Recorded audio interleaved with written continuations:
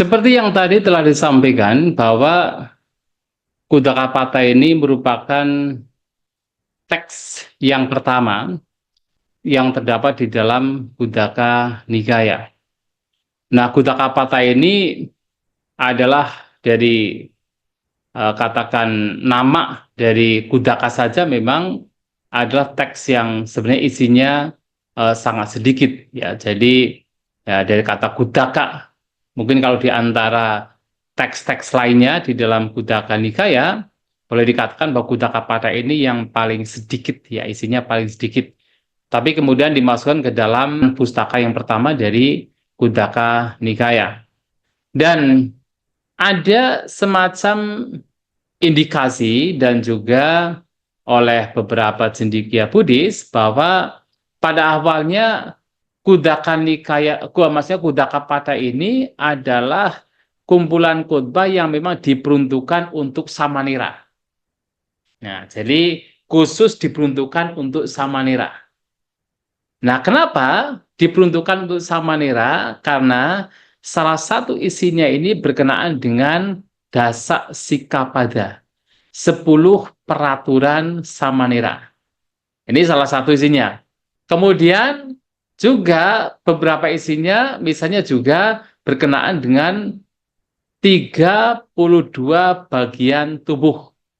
Dan ingat, kalau kita berbicara tentang yaitu seorang samanera, maka pada saat penabisan biasanya itu diajari untuk mempraktikkan perenungan, meditasi dengan menggunakan perenungan berkenaan dengan kalau untuk zaman sekarang itu adalah 4 bagian tubuh. Itu kesa, loma, naka, danta, dan taco. Nah, tetapi ini secara tradisional sebenarnya 32 bagian tubuh itu memang harus dipelajari. Kemudian selanjutnya juga adalah di dalam khotbah ini juga, di dalam teks ini juga ada yaitu Kumara Panha. Pertanyaan-pertanyaan yang dilontarkan oleh Sang Buddha kepada seorang samanera ya bernama Sopaka. Nah, ini menjadi satu indikasi dan bahkan kepercayaan bahwa Kudakapata ini sesungguhnya kumpulan khotbah dan juga kumpulan isi yang diperuntukkan untuk seorang samanera. Maka di sini ada 9 isi dalam Kudaka pada ini. Yang pertama adalah Saranataya. Jadi Saranataya adalah artinya 3 perlindungan. Ya, jadi perlindungan kepada Buddha, Dhamma, dan juga Sangha. Dan tentu kalau kita bicara tentang kenapa seseorang itu menjadi seorang samanera, ya salah satu persyaratannya adalah menyatakan berlindung kepada Buddha, Dhamma, dan Sangha. Itu juga salah satu syarat, bahkan boleh dikatakan itu syarat utama untuk menjadi seorang samanera adalah menyatakan berlindung kepada Buddha, Dhamma, dan Sangha. Kemudian yang kedua adalah yang tadi saya sampaikan, yaitu dasa sikapada, yaitu 10 peraturan bagi seorang samanera. Jadi selain berlindung kepada Buddha, Dhamma, dan Sangha, maka yang kemudian harus mempraktikkan yaitu sila yang berisikan 10 aturan kemoralan yang tentu diketahui dengan baik, menghindari pembunuhan makhluk hidup, kemudian menghindari mengambil apa yang tidak diberikan, menghindari praktik yang tidak suci atau menghindari praktik abrahma carya, menghindari praktik yang bukan selibat, menghindari berkata bohong, musawada, kemudian menghindari mabuk-mabukan, menghindari makan setelah tengah hari atau di waktu yang salah, wikala bojana. Kemudian menghindari menari, menyanyi, bermain musik, melihat pertunjukan atau tuntunan. Dan juga menghindari, ya samira tahulah, menghindari bunga, wewangian, atau alat-alat kosmetik yang tujuannya memperindah, mempercantik diri. Juga menghindari tempat tidur, tempat duduk yang besar, yang tinggi dan juga besar. dan juga menghindari menerima jatah rupa rajata emas dan perak. Nah, ini 10 peraturan yang memang diperuntukkan untuk samanera. Maka terindikasi bahwa ini menjadi satu teks yang sebenarnya pada waktu itu disusun untuk samanera. Dan penyusunan teks ini pun juga oleh beberapa cendekia Buddhis itu dimungkinkan disusun itu belakangan. Ya belakangan. Jadi tidak awal disusun tapi disusun belakangan.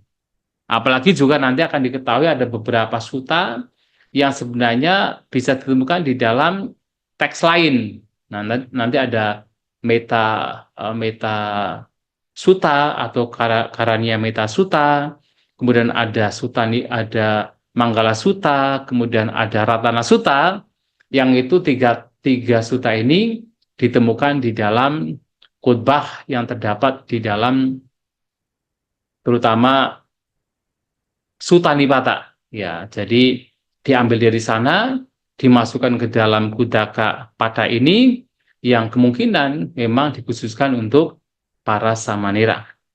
Nah, jadi selain Saranataya, yang artinya 3 pelindungan, juga Dasa Sikapada, 10 peraturan yang memang diberikan, diperuntukkan untuk seorang samanera.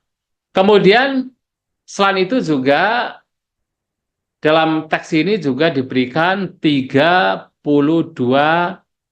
bagian tubuh jasmani yang memang itu diawali dari Kesa, Loma, Naka, Danta, dan Taco, atau 5 bagian tubuh yang sangat mudah untuk dikenali oleh siapapun, yang itu juga seringkali dijadikan, tadi saya sampaikan, untuk perenungan bagi seorang samanera.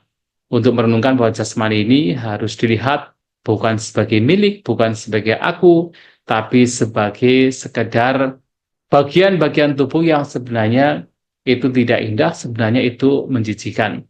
Dan yang paling mudah, yang kita tidak perlu misalnya melihat, katakan di tempat di mana ada mayat, nah, tetapi kita bisa melihat dari tubuh kita sendiri, yaitu ada 5 bagian tubuh yang bisa dilihat dari luar. Kesa kita atau rambut, dan loma bulu rambut, naka kuku, danta itu gigi, taco adalah kulit. Nah, itu mudah untuk kita lihat. Nah, melihat tubuh dari sisi atau bagian yang sebenarnya tidak indah, ini menjadi salah satu praktik yang sangat dianjurkan sejak zaman dahulu, dan terutama di awal-awal digunakan untuk ya para samnera. Jadi yang paling mudah yaitu untuk menggunakan ini untuk sebagai perenungan bagi seorang samnera. Yang walaupun tentu para biku juga baik untuk melakukan perenungan berkenaan dengan 32 bagian tubuh. Nah, paling tidak adalah 5 bagian tubuh yang paling mudah untuk dilihat oleh mata kita. Kesa, loma, naka, danta, dan juga taco atau kulit. Kesa, rambut. Loma, bulu rambut. Naka adalah kuku. Danta adalah gigi. Taco adalah kulit. Nanti kalau ditambah lagi mangsang, naharu, adi minjang. Jadi ada daging, ada otot, ada tulang sumsum, dan sebagainya. Tapi kalau untuk bisa melihat itu kan harus ya kita melihat mayat gitu kan, untuk bisa melihat bagian-bagian tubuh yang sesungguhnya. Walaupun sekarang bisa menggunakan katakan gambar, tetapi ya itu akan menjadi sangat mengena ketika betul-betul melihat secara langsung bagian-bagian tubuh yang sesungguhnya itu menjijikan. Ada 32 bagian tubuh, diawali dari kesa, kemudian berakhir dengan muta. Muta di sini dikatakan mengacu kepada mata lungga. Mata lungga itu tidak lain adalah otak, ya. Selain Dwating Sakara yang itu baik untuk dijadikan sebagai perenungan untuk siapapun, terutama di sini ya terindikasi memang diperuntukkan untuk Samanera, juga adalah Kumara Panha.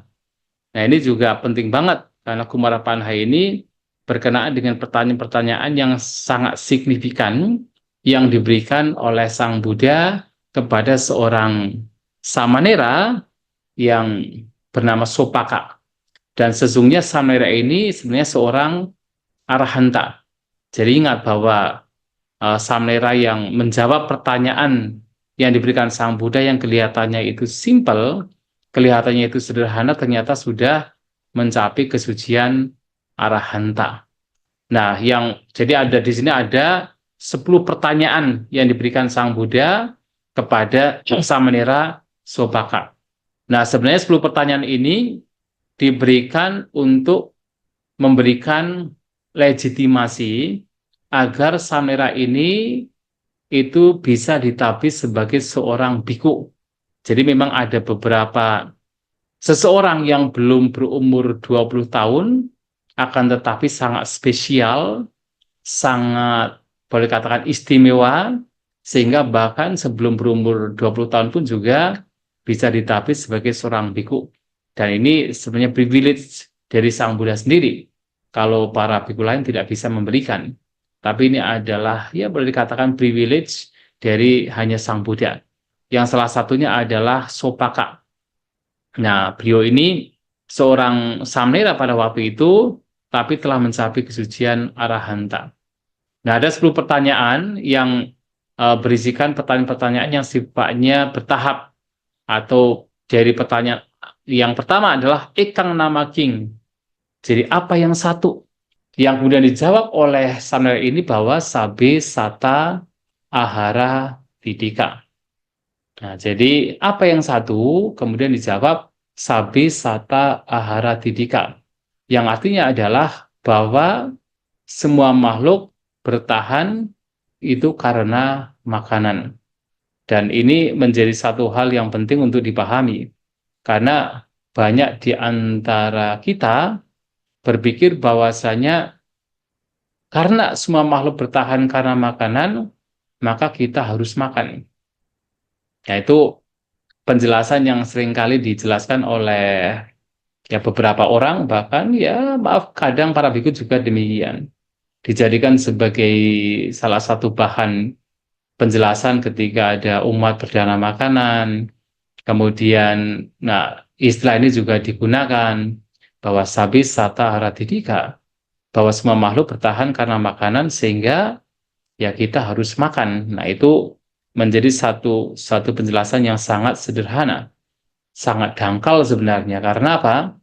Ini pertanyaan yang diberikan adalah Sang Buddha. Kemudian yang menjawab adalah seorang arahat, Sopaka, walaupun sebagai Samanera tetapi beliau adalah seorang arahat. Apa kemudian kata semua makhluk bertahan karena makanan itu hanya mengacu kepada bahwa kita memang harus makan. Karena kalau istilahnya bahwa kita itu harus makan ya itu sangat dangkal, itu bahkan ya semua orang boleh dikatakan tahu bahwa kita membutuhkan makanan.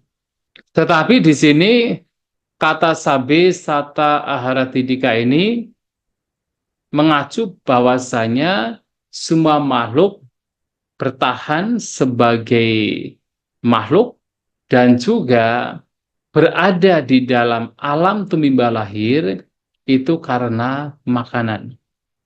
Jadi kalau boleh dikatakan semua makhluk itu bisa terus berkelanjutan di alam-alam kelahiran dengan berbagai macam penderitaannya, itu semua karena makanan. Nah, sehingga dengan kata lain, hanya ketika seseorang tidak mendapatkan makanan, maka ia bisa terbebas dari tumimba lahir. Ia terbebas dari penderitaan. Kan berbeda sekali kan dengan penjelasan bahwa kita harus makan. Kalau kita harus makan berarti kita harus berlanjut terus dalam alam-alam kelahiran. Tapi di sini adalah bahwa kita sesungguhnya harus menghentikan makanan atau nutrisi yang membawa seseorang untuk terus mendapatkan kelahiran atau mendapatkan keberlanjutan. Maka selain kita harus katakan mengacu kepada ya khotbah ini, kita pun juga harus membandingkan dengan khotbah-khotbah lainnya. Ketika Sang Buddha mengatakan sabit sata harati tiga dalam khotbah lainnya, yang dimaksud adalah bahwa semua makhluk ini berlanjut bertahan karena 4 jenis makanan. 4 jenis makanan adalah apa? Yang pertama adalah memang kabalingkara ahara, makanan padat. Jadi yang kita makan seperti ya, nasi dan sebagainya, itu adalah makanan padat kabalingkara ahara. Yang kedua adalah pasa. Nah, jadi tidak hanya makanan bersifat materi, tetapi juga pasa. Pasa adalah kontak atau sentuhan. Nah, jadi ini juga membawa seseorang terus mengalami keberlanjutan, mengalami kelahiran kematian. Itu pasa. Kemudian yang ketiga adalah mano sancetana atau kehendak pikiran. Itu juga menjadikan setiap makhluk ini terus mengalami keberlanjutan di alam-alam kelahiran karena apa? Karena mano sancetana atau kehendak pikiran. Nah, yang keempat adalah winyana atau kesadaran. Nah, kesadaran ini juga menjadi penyebab mengapa seseorang terus mengalami kelahiran 4 jenis makanan ini. Nah, karena 4 jenis makanan ini, maka setiap makhluk terus mengalami keberlanjutan. Coba kalau kita perhatikan, mengapa kita terus makan? Kan sesungguhnya secara umum, kita itu makan karena apa? Karena ada tanha, nafsu keinginan. Maka Sang Buddha mengatakan sebenarnya yang menjadi masalah itu ya tidak sekedar makanannya, tetapi penyebab. Penyebab mengapa seseorang terus makan. Nah, penyebabnya tidak lain adalah karena ada tanha, nafsu keinginan. Nah, sehingga karena ada nafsu keinginan, maka seseorang terus mencari dan mencari untuk mempertahankan diri dengan makanan secara padat. Kemudian yang kedua adalah pasa sentuhan.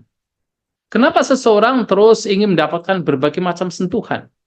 Sentuhan di sini bukan sentuhan fisik dengan fisik lain, tetapi ini juga mengacu pada mata melihat bentuk, telinga mendengarkan suara, hidung membawa bebauan, lidah merasakan rasa.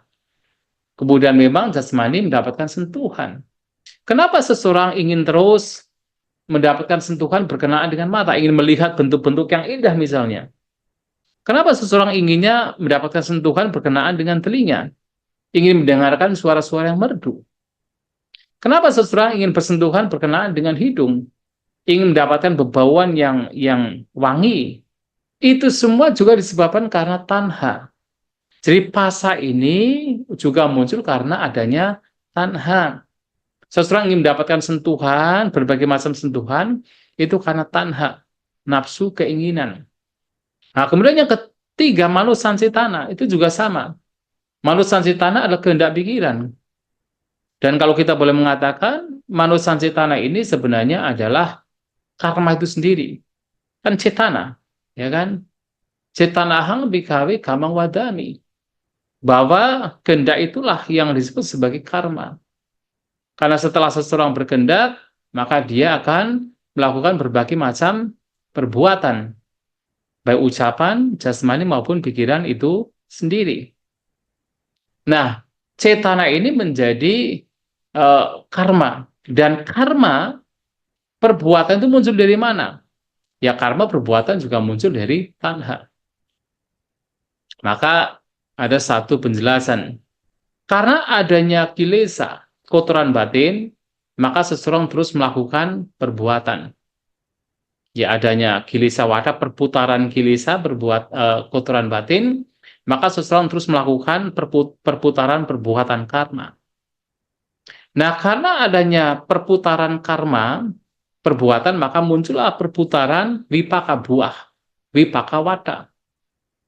Dan karena ada buah dari perbuatan, maka muncullah kelahiran, sangsara, sangsara wada. Dan karena ada sangsara kelahiran, pengembaraan, di alam-alam kelahiran, maka muncullah apa? Duka, penderitaan, duka wada. Maka penderitaan muncul karena karena kelahiran. Kelahiran muncul karena ada buah. Buah muncul karena ada perbuatan. Perbuatan muncul karena ada kilesa, kotoran batin. Yang salah satunya adalah tanha. Maka manusan cetana pun sebagai penyebab, sebagai makanan, sebagai nutrisi yang membawa seseorang terus mengalami kelahiran dan kematian, melahir lagi, mati lagi, lahir lagi, mati lagi, dan seterusnya, itu semua disebabkan karena adanya tanha. Nah, demikian pula adalah winyana juga sama. Winyana kesadaran juga sama. Itu semua muncul karena adanya tanha juga. Jadi Samudra mengatakan winyana terus mengalami keberlanjutan karena adanya tanha. Karena memang tanha ini adalah bahan bakar. Winyana terus berlanjut itu karena ada bahan bakarnya. Bahan bakarnya adalah tanha. Maka di sini tidak hanya kemudian nutrisi ini membawa kepada keberlanjutan, tetapi sebab mengapa nutrisi ini itu muncul itu karena adanya tanha, dan tanha itulah maka yang harus dihancurkan. Nah, oleh sebab itu, kalau kita bisa ya katakan menyatakan bahwa kenapa Sang Buddha salah satunya berkenaan dengan makanan meminta para siswanya untuk merenungkan tujuan mengapa harus makan. Bukan untuk pemabukan, bukan untuk kesenangan, bukan untuk memperindah diri, mempercantik diri, tapi sekedar untuk melangsungkan hidup, untuk memelihara tubuh agar tidak cepat rusak, untuk membantu dalam kehidupan yang bermoral atau dalam kehidupan yang suci. Nah, makan secara proporsional, mata nyuta, artinya mengetahui ukuran makan, tidak terlalu banyak, tidak terlalu sedikit. Yang mana kalau terlalu banyak akan memunculkan sakit yang baru, kekenyangan, terlalu sedikit tidak bisa melenyapkan sakit yang lama karena kelaparan. Maka harus apa? Makan secara proporsional. Nah, dengan demikian, maka seseorang makan itu secara sewajarnya tidak memunculkan keserakahan. Dan itu juga membantu bagi seseorang untuk bisa mendapatkan ya hal yang baik di dalam mengkonsumsi makanan, sehingga tanha, nafsu keinginan, yang menjadi penyebab mengapa seseorang terus makan, dan juga menjadi penyebab mengapa seseorang terus mengalami kelahiran dan kematian, itu juga akan ya menjadi berkurang dan bahkan akan bisa lenyap. Nah, itu juga menjadi hal yang penting. Nah, sehingga tanha di sinilah yang harus dilenyapkan. Maka Sang Buddha mengatakan, Ekang Namaking, apa yang satu ketika dijawab oleh Sopaka sebagai samnera yang pada waktu itu sudah mencapai arahat, bahwa semua makhluk bertahan karena makanan, itu karena bahwa semua makhluk itu bisa berlanjut, bertahan, mengalami berbagai macam kelahiran karena 4 jenis makanan. Karena kabalingkara ahara, makanan padat, karena adanya sentuhan pasa, karena adanya makhluk sanjetana, kehendak pikiran, dan karena adanya winyana kesadaran. 4 hal ini, tetapi 4 hal ini itu muncul dari yaitu tanha atau nafsu keinginan. Maka nafsu keinginan inilah yang harus dilenyapkan. Nah, ini yang juga harus dijelaskan berkenaan dengan kumara panha yang pertanyaan pertama.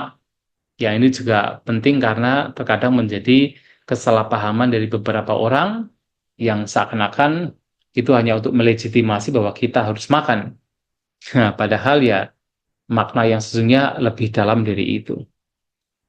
Kemudian ada pertanyaan kedua yang ini katakan ya mudah dimengerti, tidak memberikan kontroversi.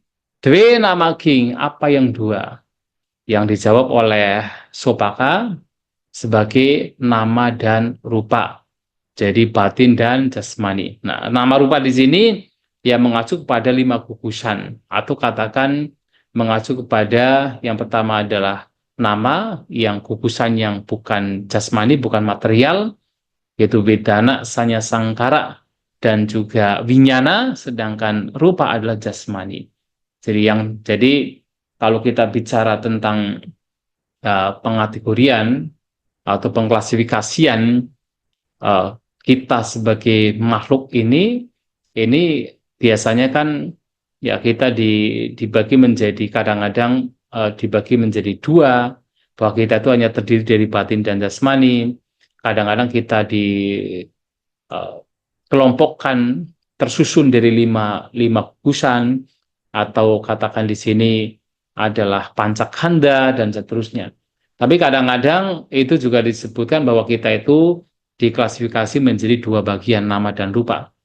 Nah, nama dan rupa ini mengacu pada lima gugusan. Jadi rupa adalah gugusan yang pertama, nama adalah empat gugusan yang terakhir.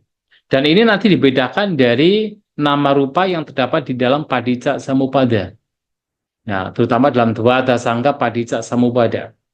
Dalam 12 faktor dari Padicca Samuppada, nama dan rupa di sana itu mengacu pada terutama tiga gugusan. Ya, jadi ketika dikatakan vinyana pacaya nama rupa, bahwa vinyana ini mengacu kepada kesadaran atau vinyana khandha atau gugusan dari vinyana. Sedangkan nama rupa, nama di sini mengacu pada vedana, sanya dan sangkara. Ya, jadi vedana sanya memang di sana ada pasa dan manasikara, tapi ini mengacu pada sangkaranya. Ada vedana, ada sanya, maka ada sangkara. Itu adalah nama. Tapi kalau nama di sini dalam Kumarapanhan di sini termasuk mengacu pada vinyana. Tapi dalam 12 faktor yang kemunculannya bersebab Dvada Sangga Padicca Samuppada, nama di sana mengacu kepada yaitu tiga gugusan: perasaan, persepsi, dan bentukan-bentukan pikiran. Nah, vinyana adalah gugusan vinyana. Nah, ini yang membedakan. Sedangkan rupa jasmani tentunya adalah sama, yaitu rupa yang kita ketahui, yang tentu secara Buddhis mengacu kepada 4 unsur jasmani. Ya, ini mengacu pada rupa. Apa yang dua? Batin dan jasmani. Nah, ini menarik karena di sini Sang Buddha ini mulai menanyakan beberapa hal yang sebenarnya sangat signifikan, bukan melihat makhluk itu bukan dari sisi individunya atau dari sisi pudgala atau katakan semacam ada persepsi aku, persepsi adanya makhluk, tapi sudah langsung mengacu kepada yaitu katakan kalau kita katakan sebagai paramatanya, bahwa ternyata yang namanya makhluk ini hanya sekedar batin dan jasmani.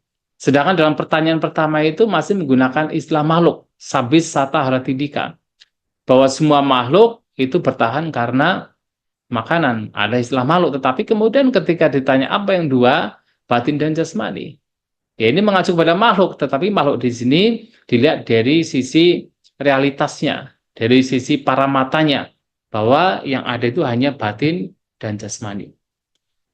Nah, bukan sebagai sebuah entitas, tetapi sebagai batin dan jasmani.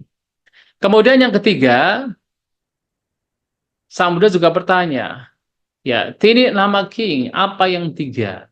Ketika ditanya demikian, yang tiga adalah tiga jenis perasaan, ya. Ini yang sangat umum. Ya, walaupun kemudian perasaan itu bisa berbagai macam, tapi yang sangat umum adalah tiga jenis perasaan, yaitu perasaan netral, perasaan menyenangkan, dan perasaan yang tidak menyenangkan. Tiga jenis perasaan ini secara umum. Ya.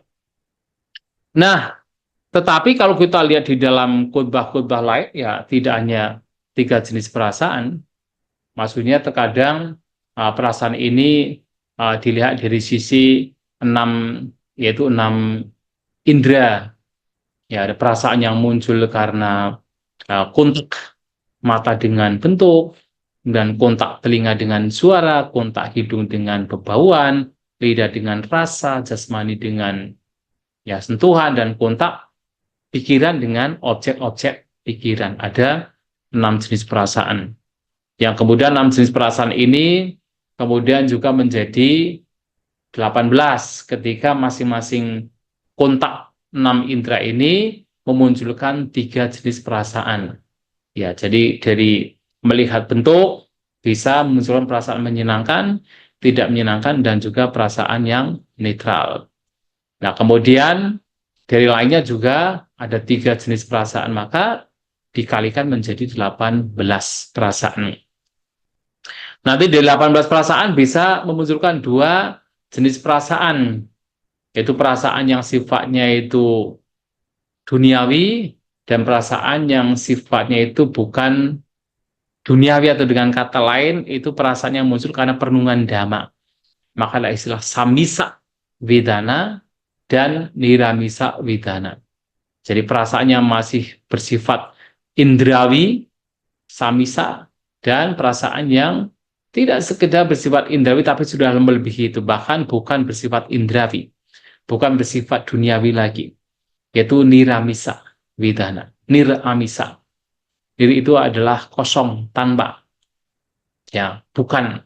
Amisa itu sebenarnya yaitu, ya, katakan material, katakan duniawi, maka ada istilah amisa dana, ya. Jadi memberi yang bersifat material, karena istilahnya masih bersifat duniawi. Nah, seperti misalnya ketika melihat bentuk dengan mata, mungkin awalnya akan merasakan rasa senang. Rasa senang, oh ini bentuknya kok bagus banget ya, indah sekali. Nah, itu adalah samisa, perasaan menyenangkan yang masih bersifat duniawi. Tapi kalau kemudian memunculkan perenungan, wah ini pun juga sifatnya tidak kekal. Ini pun tidak bisa dipertahankan. Nah, muncullah perasaan menyenangkan. Tapi perasaan yang senang, perasaan yang bahagia, karena perenungan demikian. Maka itu disebut sebagai niramisa sukawidana. Perasaan bahagia yang bukan amisa lagi, bukan material lagi. Nah, itu juga bisa mengacu pada yang lainnya. Bahkan ada juga niramisa dukawidana, perasaan tidak menyenangkan yang bukan duniawi, bukan material lagi, bukan indrawi lagi. Yaitu apa? Seperti contoh adalah ketika tadi merenungkan bahwa ini pun juga tidak kekal, ini pun juga tidak bisa dipertahankan. Muncul perasaan yang kapan, jadi ada perenungan kapan saya bisa bebas dari ini semua. Ada perasaan yang tidak menyenangkan. Tapi perasaan yang tidak menyenangkan tersebut itu muncul dari sebuah perenungan, dan itu baik. Karena bisa memunculkan sebuah sangvega, ketergugahan batin. Nah, itu juga perasaan yang disebut niramisa. Dan ini mengacu pada niramisa dukawidana. Nah, karena ada 3 jenis perasaan yang sifatnya niramisa, termasuk perasaan yang netral juga, UPK, maka menjadi 36 perasaan. Yang 18 yang masih samisa, yang 18 adalah yang niramisa. Ada 36 jenis perasaan. Nah, dari 36 ada yang lampau, yang sekarang, dan juga ada yang akan datang. Maka menjadi berapa? Menjadi 108 jenis perasaan. Tapi semua diawali dari 3 jenis perasaan. Nah, ini nama king apa yang 3? Maka dijawab 3 jenis perasaan. Tiso bidana. 3 jenis perasaan. Nah, kemudian ditanya pula oleh Sang Buddha, Cattari namaki, apa yang 4? Nah, ketika ditanya demikian, yang 4 adalah Cattari Arya Sacani. Nah, ini langsung mengacu pada ajaran yang terpenting. Cattari Arya Sacani, 4 kebenaran mulia. Jadi kita semua tahu ini berkenaan dengan kebenaran mulia tentang penderitaan, kebenaran mulia tentang sebab penderitaan, kebenaran mulia tentang padamnya penderitaan, dan kebenaran mulia tentang jalan yang membawa kepada padamnya penderitaan. 4 kebenaran mulia. Ini juga ditanyakan oleh Sang Buddha kepada Samnera Supaka.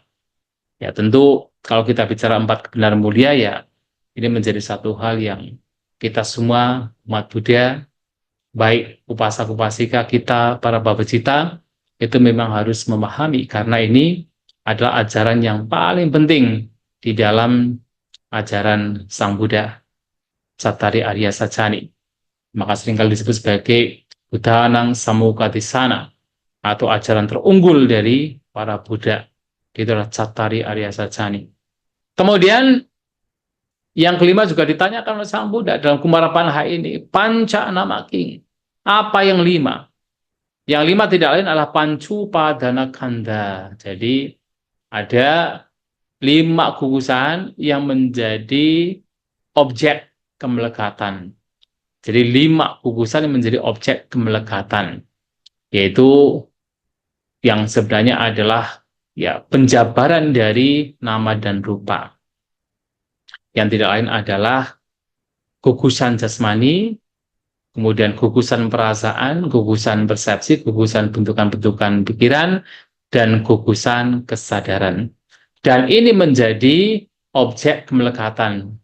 Jadi yang gugusan jasmani yang menjadi objek kemelekatan, gugusan perasaan yang menjadi objek kemelekatan, gugusan persepsi menjadi objek kemelekatan, dan seterusnya.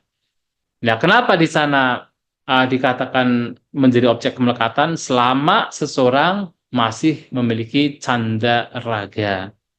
Jadi selama seseorang masih memiliki keinginan dan nafsu ragawi di dalam pancakanda itu sendiri, maka disitulah masih disebut sebagai pancu padana kanda. 5 gugusan yang menjadi objek kemelekatan. Nah, kalau seorang arahanta ya itu sudah tidak pancu padana kanda, hanya sekedar pancakanda, hanya sekedar 5 gugusan. Tetapi seseorang yang belum mencapai susun arahanta ya masih menjadi objek kemelekatan. Maksudnya karena masih ada candaraga, maka di situ disebut pancu padana kanda. Ya, ini tentang 5 yang ditanyakan oleh Sang Buddha. Panca namaki, apa yang 5? Tidak lain adalah pancu padana kanda. 5 gugusan yang menjadi objek kemelekatan. Kemudian ketika ditanya yang ke-6, ca namaki. Dikatakan, ca ajatikani ayathanani. Jadi yang dimaksud dengan 6 adalah 6 landasan indera. Jadi ada 6 landasan indera yang tadi sudah disebutkan ya. Ada mata, telinga, hidung, lidah, jasmani, kemudian pikiran itu sendiri. Nah, itu adalah 6 landasan indera. Nah, ini juga penting untuk dipahami karena memang kalau kita bicara tentang kotoran batin dan juga pengembangannya ya itu semua berkenaan dengan 6 landasan indera. Jadi tidak hanya sekedar indera pikiran, tetapi keseluruhan 6 landasan indera. Itu menjadi hal yang harus diperhatikan dalam pengembangan batin. Ya, karena berbagai macam kotoran batin itu muncul ketika salah satu dari 6 landasan indera ini bersentuhan dengan objek dan di sana tidak ada perhatian, tidak ada kebijaksanaan, sehingga menimbulkan berbagai macam kotoran batin. Nah, jadi tidak hanya pikiran, karena semua indera-indera ini memang nanti akan berhubungan dengan pikiran. Nah, jadi ketika mata melihat bentuk, muncullah kesadaran mata, itu sudah pikiran, bagian dari pikiran, dan itu membawa kepada berbagai macam kotoran batin ketika tidak ada perhatian, tidak ada kebijaksanaan. Maka ini menjadi penting yang untuk dipahami bahwa kita manusia ini memiliki 6 landasan indera yang di sana bisa menimbulkan berbagai macam kotoran batin, tapi juga bisa menjadi ajang bagi seseorang untuk bisa melenyapkan kotoran batin. Ya, jadi makanya kan sebuah perumpamaan juga diberikan oleh Sang Buddha bahwa 6 landasan indera kita itu seperti 6 ekor binatang yang mereka itu ketika ekornya diikat menjadi satu, mereka akan saling tarik menarik. Ya, jadi misalnya 6 ekor binatang ini adalah ada serigala, ada anjing, kemudian burung, ada monyet, ada buaya, ada ular. Ya, ketika masing-masing itu diikat ekornya, dijadikan satu, maka mereka akan saling tarik menarik. Nah, ular akan menarik untuk pergi ke lubang. Buaya akan menarik untuk pergi ke sungai. Monyet untuk pergi ke hutan. Kemudian anjing untuk pergi ke kampung. serigala untuk pergi ke kuburan mencari mayat.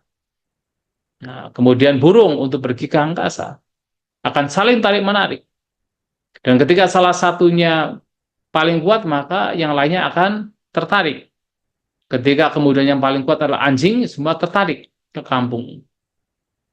Ketika yang paling kuat adalah serigala, semua tertarik ke kuburan, dan seterusnya. 6 indera kita itu juga sama, saling tarik-menarik. Ketika yang paling kuat adalah mata, ya semua tertuju pada melihat. Ketika yang paling kuat adalah telinga, semua tertuju pada melihat, mendengar. Ketika semua yang paling kuat, yang paling dominan adalah lidah, maka semua tertuju kepada merasakan. Dan akan terus demikian, terus bergerak, terus mencari sentuhan, terus mencari kesenangan, berkenaan dengan 6 indera. Nah, disitulah berbagai macam penderitaan muncul. Ya. Jadi berbagai macam penderitaan muncul karena 6 indera. Disebabkan karena ada kotoran batin yang muncul ketika 6 indera ini tidak terkendali dengan baik. Maka kemudian Sang Buddha menganjurkan bahwa 6 ekor binatang ini harus diikatkan kembali ke, katakan, ke kayu atau ke batang atau ke tiang yang kuat yang dipancangkan ke tanah. Sehingga apa? Walaupun mereka akan tarik menarik, tapi tidak akan jauh sampai mereka lemah sendiri. Nah, maka itulah kemudian seperti manusia. Untuk mengendalikan 6 indera kita, maka dibutuhkan yaitu tiang yang kuat, objek meditasi. Kemudian tali mengikat ke tiang tersebut adalah perhatian. Ada tali perhatian yang kemudian tentu juga harus disertai dengan kebijaksanaan. Nah, itu juga untuk supaya 6 indera yang liar seperti binatang liar yang selalu tarik-menarik itu akan bisa dijinakan. Nah, ini juga menjadi hal yang penting di dalam meditasi berkenaan dengan 6 landasan indera. Nah, ini satu hal yang juga penting sebagai siapapun umat Buddha untuk melihat 6 indera ini sebagai hal yang penting untuk dijaga dengan baik. Nah, ini yang kelima, yang keenam ya. Kemudian ada pertanyaan ketujuh. Sata nama king, apa yang tujuh? Nah, dijawab oleh Sobaka sebagai sata bujangga atau 7 faktor pencerahan. Nah, ini sudah mengacu kepada, katakan, cara untuk melenyapkan berbagai macam kotoran batin. Cara untuk bisa memahami, yaitu yang disebut sebagai batin dan jasmani, sebagai pancakanda, sebagai 6 landasan indera, yaitu ada 7 faktor yang membawa kepada pencerahan. Nah, di sini ya sata bujangga kita semua paham, yaitu yang pertama sati sambujangga atau perhatian sebagai faktor pencerahan. Nah, kemudian yang kedua adalah dhamma wicaya sambujangga, penyelidikan terhadap dhamma atau yang diperhatikan fenomena sebagai faktor pencerahan. Ini mengacu pada kebijaksanaan banyak. Kemudian ada wirya sambujangga, semangat dari upaya yang membawa kepada pencerahan, menjadi faktor pencerahan. Kemudian ada piti, kegiuran, ya, piti sambujangga atau kegiuran sebagai faktor pencerahan. Kemudian ada pasadi, ketenangan, ya, ketenangan sebagai faktor pencerahan. Kemudian ada juga samadhi atau konsentrasi, keteguhan batin sebagai faktor pencerahan. Dan yang ke-7 adalah upeka atau keseimbangan batin sebagai faktor pencerahan. Nah, 7 faktor pencerahan ini sebenarnya tidak bisa dipisahkan satu sama lain. Artinya mereka akan saling menyokong, saling mendukung dalam pengembangannya. Artinya dikatakan oleh Sang Buddha, ketika seseorang memiliki perhatian, maka dia akan memiliki penyelidikan terhadap Dhamma. Akan ada penyelidikan. Jadi orang yang berperhatian akan menyelidiki, akan katakan memiliki penyelidikan terhadap apa yang diperhatikan. Ketika orang memiliki penyelidikan terhadap apa yang diperhatikan, maka di sana akan muncul itu semangat, wirya, semangat. Ketika orang bersemangat, semangat di sini mengacu pada semangat untuk melenyapkan yang buruk, semangat untuk memunculkan yang baik, mengembangkan yang baik.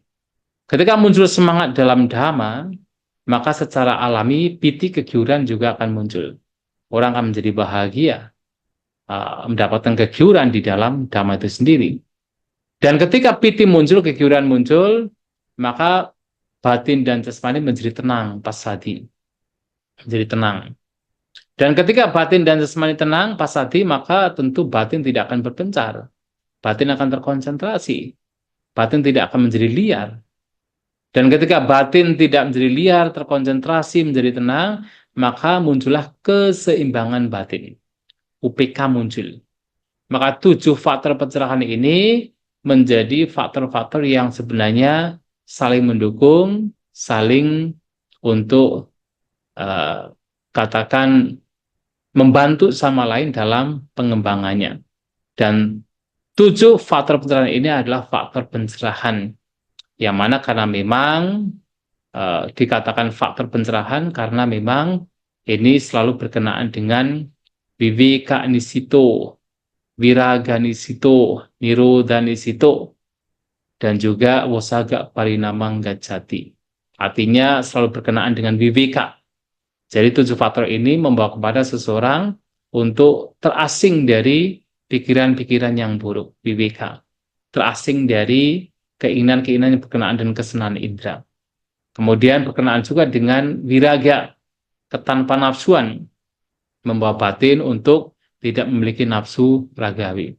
Kemudian berkenaan dengan nirodha, membawa batin untuk membawa kepada kepadaman, nirodha. Dan wasaga parinami gacchati, mengarahkan, mengantarkan seseorang untuk mencapai kebebasan. Wasaga adalah kebebasan mengacu pada nibbana. Dan karena itulah maka Sata bujanga ini tidak hanya sekedar 7 faktor, tetapi juga buja atau budi. Budi ini adalah pencerahan. 7 faktor yang membawa kepada pencerahan. Kemudian yang ke-8 adalah ada nama king atau apa yang 8. Jadi apa yang 8? Ditanyakan oleh Sang Buddha, apa yang 8? Yang 8 tidak lain adalah jalan mulia berunsur 8. Jadi kita semua tahulah jalan mulia berunsur 8. Sama didik, pandangan benar, kemudian cara berpikir benar, ucapan benar, perbuatan jasmani benar, mata pencarian benar, daya upaya benar, kemudian konsentrasi benar, dan juga perhatian yang benar. Ini jalan yang membawa kepada, katakan, 8 faktor yang membawa kepada kebebasan, membawa kepada kepadaman dari dukkha, dari penderitaan. Dan ini juga bagian dari Cattari Arya Sacani, atau 4 kebenaran mulia. Nah, ini juga ditanyakan oleh Sang Buddha kepada Sopaka. Nah, kalau boleh dikatakan ini sebagai satu-satunya jalan. Bahkan kalau kita bicara Sata Bujanga, 7 faktor pencerahan, itu tidak bisa dipisahkan juga dari jalan mulia berunsur 8. Ya kan, tidak bisa dipisahkan. Semua akan tergabung di dalam Arya Adanggika Magga. Ya, seperti misalnya sati, yaitu ada sama sati. Kemudian Dhamma Vicaya itu ada sama didi. Kemudian ada wirya, itu ada sama wayama. Tidak bisa dipisahkan. Bahkan piti pasadi, ketenangan, kemudian kegiuran, ketenangan, dan juga samadhi, UPK itu kan sebenarnya mengacu juga pada samadhi itu sendiri, sama samadhi itu sendiri. Jadi tidak bisa dipisahkan dari jalan mulia berunsur delapan. Sata bujangga tidak bisa dipisahkan dari ini. Jalan menuju Bonsu delapan. Ya, ini adalah yang kedelapan. Kemudian Sang Buddha juga bertanya tentang nawa nama king, apa yang sembilan? Ternyata di sini sama Sobaka mengatakan ada nawa satawasa, ada 9 jenis kehidupan. Yang pertama itu adalah ada makhluk-makhluk yang memiliki jasmani yang berbeda dan juga persepsi atau pikiran yang berbeda. Nanata kaya, nanata sanyino. Seperti apa? Seperti manusia, beberapa dewa, dan beberapa makhluk yang memang terlahir secara spontan. Nah, ini yang pertama. Ya, seperti dewa, manusia, beberapa makhluk lainnya. Oh, maaf, beberapa makhluk lain yang terlahir di alam rendah ya, bukan spontan. Winipatika. Ya, seperti misalnya makhluk di alam binatang itu kan memiliki tubuh berbeda, pikiran yang berbeda. Ini yang pertama. Ada juga makhluk-makhluk yang kedua memiliki tubuh yang berbeda tetapi memiliki pikiran atau persepsi yang sama. Nah, ini ada beberapa makhluk yang terlahir di alam Brahma. Nah, Dewa Brahma Kayika. Nah, itu memiliki tubuh yang berbeda tetapi persepsinya itu sama. Nah, itu utama yang terlahir di alam Brahma yang pertama dikatakan ya, Padhama Binibata. Nah, ini yang kedua, yang ketiga ada juga makhluk-makhluk yang memiliki tubuh yang sama tetapi persepsinya berbeda. Ekata kaya nanata sanyino. Persepsi atau pikirannya berbeda. Ternyata makhluk Abasara di alam Dewa Abasara itu juga dikatakan sebagai tubuhnya sebenarnya sama tetapi cara berpikirnya, persepsinya itu berbeda. Itu di dalam alam Abasara, itu juga alam Brahma. Terutama alam Brahma mencapai jana kedua sebenarnya. Kemudian yang selanjutnya adalah ini yang ketiga, yang keempat, itu ada juga makhluk-makhluk yang memiliki tubuh yang sama dan persepsi yang sama. Nah, ini adalah makhluk dewa, bernama Dewa Subaginha. Jadi tubuhnya sama, persepsinya itu sama, dikatakan demikian. Kemudian ada yang makhluk yang keempat, yang memiliki apa? Tidak memiliki persepsi, nah, tidak merasakan perasaan. Ini adalah makhluk yang disebut sebagai asanya sata. Jadi makhluk tanpa persepsi. Ini juga sering dibahas. Ini yang kelima. Kemudian ada juga makhluk yang keempat, ya keenam, tujuh, delapan, sembilan. Ini yang keenam terutama ya. Yang keenam itu adalah makhluk yang terlahir di alam akasan canayatana. Ini ada yang keenam. Kemudian yang ketujuh, yang terakhir di alam winyanan canayatana. Yang kedelapan di alam akin canayatana. Yang kesembilan di alam newasanya nasanya yatana. Jadi ada 9. Yang kesembilan adalah newasanya nasanya yatana. Ada 9 jenis makhluk. Jadi kalau kita manusia adalah makhluk yang tubuhnya berbeda, persepsinya juga berbeda. Tapi ada juga makhluk-makhluk yang tubuhnya berbeda, persepsinya itu sama. Itu makhluk di alam Brahma yang terlahir karena jana pertama. Ada makhluk juga yang tubuhnya sama tetapi persepsinya berbeda. Itu makhluk di alam Dewa Abasara. Dan seterusnya. Ada 9 jenis makhluk yang terdapat di dalam, ya menurut agama Buddha. Kemudian pertanyaan yang ke-10. Yang 10 ini adalah dasa nama king. Apa yang 10? Nah, Sobaka ini menjawab, dasa hanggehi samanagato arahati wucati. Bahwa seorang arahat memiliki 10 faktor. Jadi ini mengacu pada arahanta yang memiliki 10 faktor, dasa hangga. Nah, ini mengacu pada sebenarnya yang faktor ke-8, maksudnya 8 faktor pertama, ini mengacu pada jalan mulia Buncu 8. Jadi sama diri sampai sama samadhi. Yang kemudian khusus seorang arahanta ini memiliki 10 faktor ditambah dengan samanyana dan sama wimuti. Jadi pengetahuan yang benar dan kebebasan yang benar itu hanya dimiliki oleh seorang arahanta samanyana dan sama wimuti. Kalau yang jalan 278 ini 8 faktor dimiliki oleh sotapana sampai seorang anagami. Hanya saja tentu seorang anagami lebih halus lagi, lebih mendalam lagi berkenaan dengan 8 faktor dalam jalan muda punju 8. Tetapi belum betul-betul memiliki samanyana dan sama wimuti. Samanyana sama wimuti itu hanya dimiliki oleh seorang arahanta.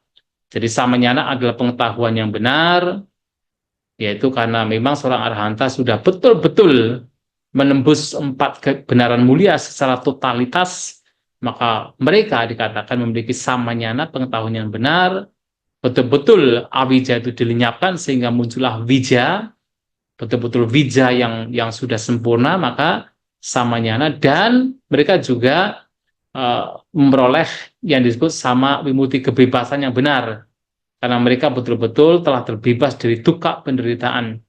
Setelah kematian tidak ada kelahiran lagi, dan sekarang adalah kehidupan yang terakhir, maka betul-betul seorang arahanta telah terbebaskan, maka memiliki sama wimuti. Sedangkan seorang sotapana sampai anagami masih harus dilahirkan, karena masih ada sisa kotoran batin. Sehingga kebebasan mereka itu belum yang ultimate, belum yang paling tertinggi. Dan sehingga mereka belum dikatakan sebagai memiliki, katakan sama wimuti, kebenaran, atau katakan kebebasan yang benar. Ya, saya kira untuk sementara kita sampai di sini dulu, sampai Kumara Palha, nanti kita bisa lanjut ke yang lain. Ya.